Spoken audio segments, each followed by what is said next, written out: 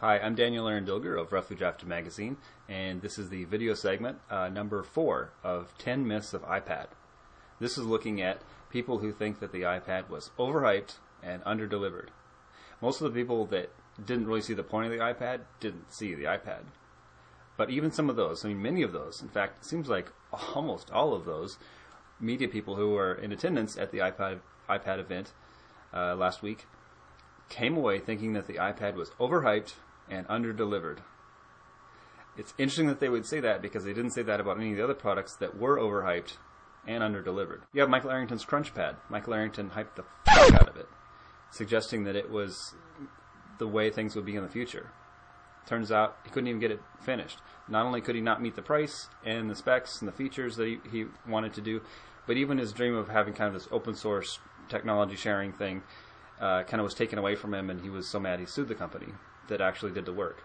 What about other open source projects? XO, was supposed to be a $100 laptop for developing countries. Turned out to be at least twice as much as that, and couldn't hardly barely do anything.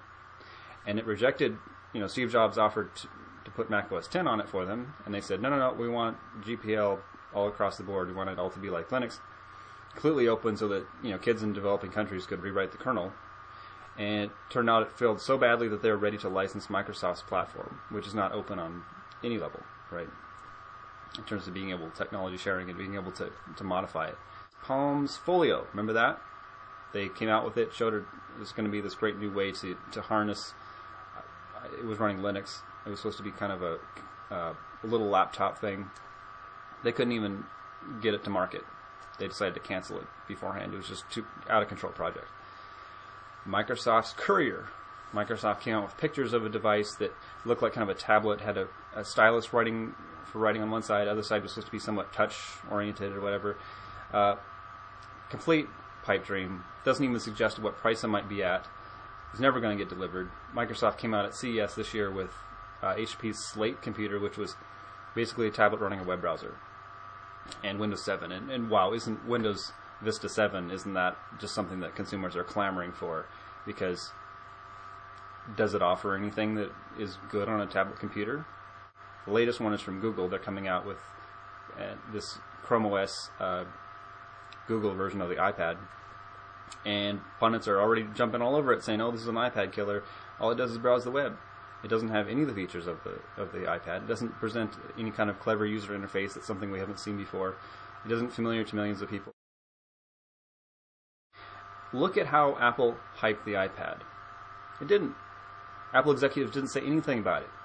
In fact, they were super quiet up to the point where they gave their demonstration. Even days before, they had a perfect setting to say, hey, we expect to make a lot of money on this, even if we're not going to show you the details. They totally they wouldn't even answer the question of whether their expectations of how much they were going to sell was even factored into their prices, factored into their guidance for investors. So Apple really underhyped this. If anything, Apple set expectations that it would cost twice as much, and that wouldn't do that much. I came to the event thinking, what is Apple possibly going to do to make the tablet attractive to consumers at a price point of, I was expecting $700 to $800. How is it going to attract people to that? That's a product that has never taken off before. So anyone who says that the iPad is overhyped and under-delivered is so far out of reality compared to anything else, any other product that's come out recently. And if readers, if you can suggest any ideas, if I'm selectively forgetting something, if there's any sort of tablet device that was delivered and with less hype and more delivery at the end, please let me know, because I couldn't think of any example. Meanwhile, the critics have been brutal on this. And by critics, I mean people who usually gush over any kind of technology. The DS XL, which is the same thing with a slightly bigger screen. Instead of being 3.5 inches, it's 4.5 inches or something.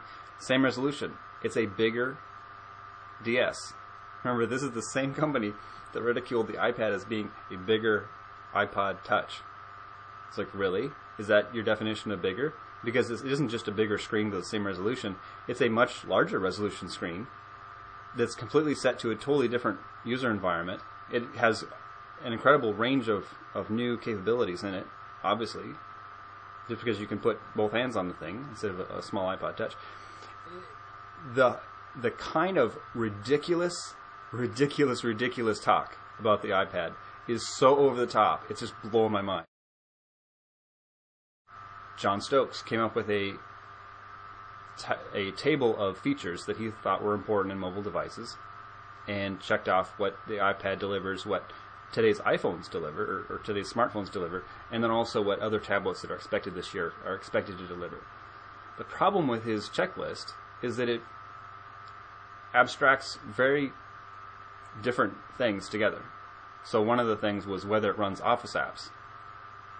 And I'm sorry, but if you're comparing the iPad's iWork multi-touch Office suite with Pocket Office apps on Windows Mobile or Documents to Go on a Palm OS device, I mean, really, what?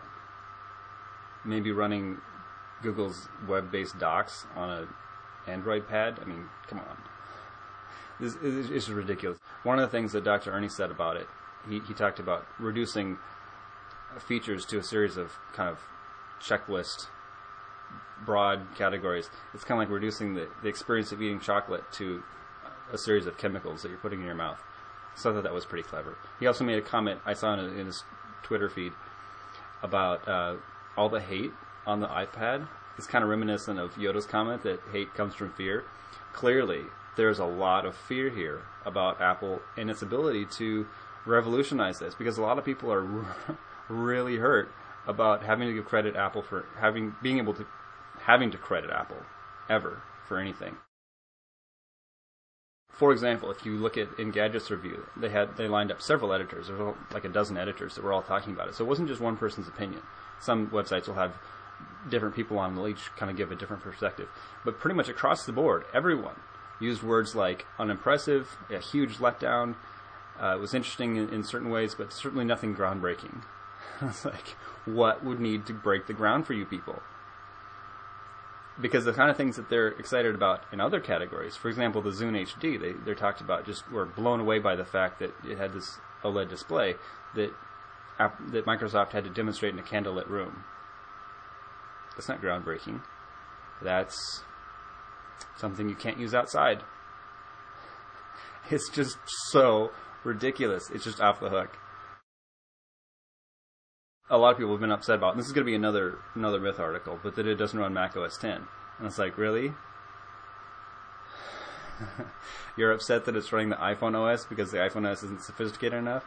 Should it be like Microsoft, and Apple should have like multiple different kernels running on their different products, whether it's Windows CE or Windows XP or Vista 7, that are all different enough to where you're just wondering what their strategy really is? Or perhaps Google, they have the same Linux kernel under both Chrome OS and Android, but the user interface and the interface for developers, the API, is so dramatically different. They're completely different products.